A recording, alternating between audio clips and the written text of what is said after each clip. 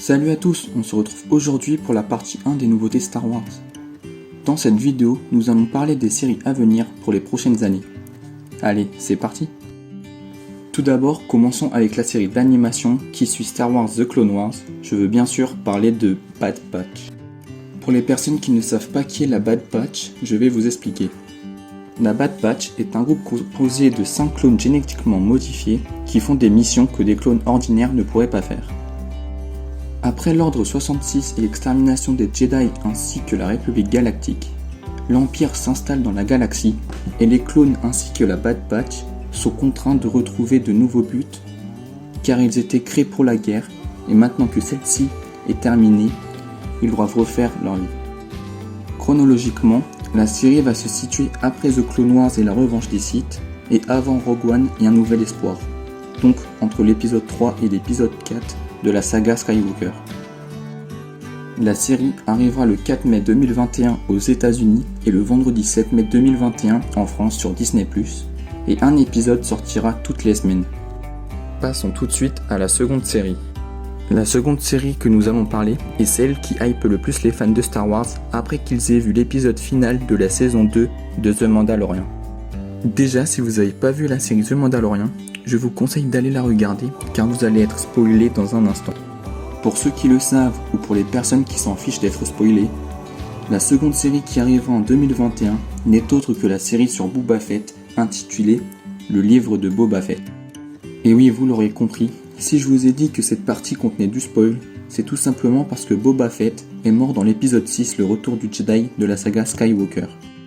Du moins, c'est ce que tout le monde croyait avant que celui-ci réapparaisse dans la saison 2 de The Mandalorian. À présent, pour ce qui est de la série Boba Fett, elle se déroulera juste après les événements de la saison 2 de The Mandalorian, et donc avant les événements de l'épisode 7, le réveil de la Force.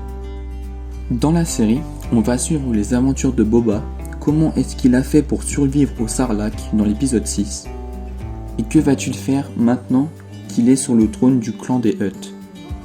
La série devra répondre à tant de questions, mais pour ça, il faudra attendre la fin du mois de décembre 2021 pour voir la série d'une dizaine d'épisodes. Bon, il faut que je vous dise un truc. Si je vous ai demandé d'aller voir The Mandalorian avant de voir Boba Fett, ce n'est pas simplement pour ne pas vous spoiler, ni parce que la série est incroyable.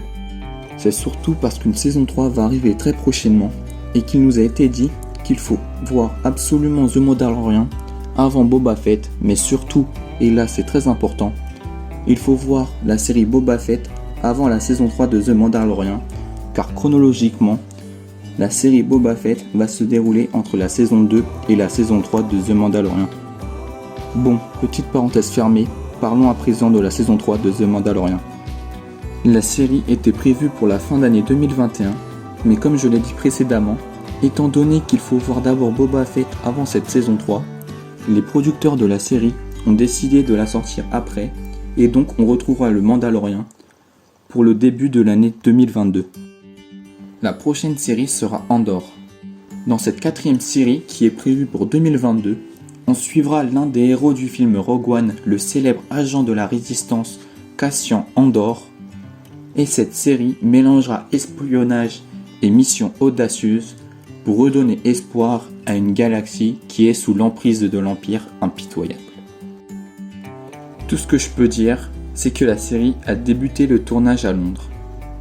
La cinquième et dernière série que je vais vous présenter dans cette vidéo, c'est bien sûr la série Obi-Wan Kenobi, qui sera disponible durant l'année 2022 et qui aura 6 épisodes d'1 heure chacun. Au casting, on va retrouver Ewan McGregor dans le rôle de Obi-Wan Kenobi et l'acteur Hayden Christensen dans ce rôle d'Anakin Skywalker, plus connu sous le nom de Dark Vador. Voilà, c'est tout pour cette vidéo. On se retrouve la semaine prochaine pour parler de la partie 2 des nouveautés Star Wars. C'était Clems Alpha pour vous servir. Salut.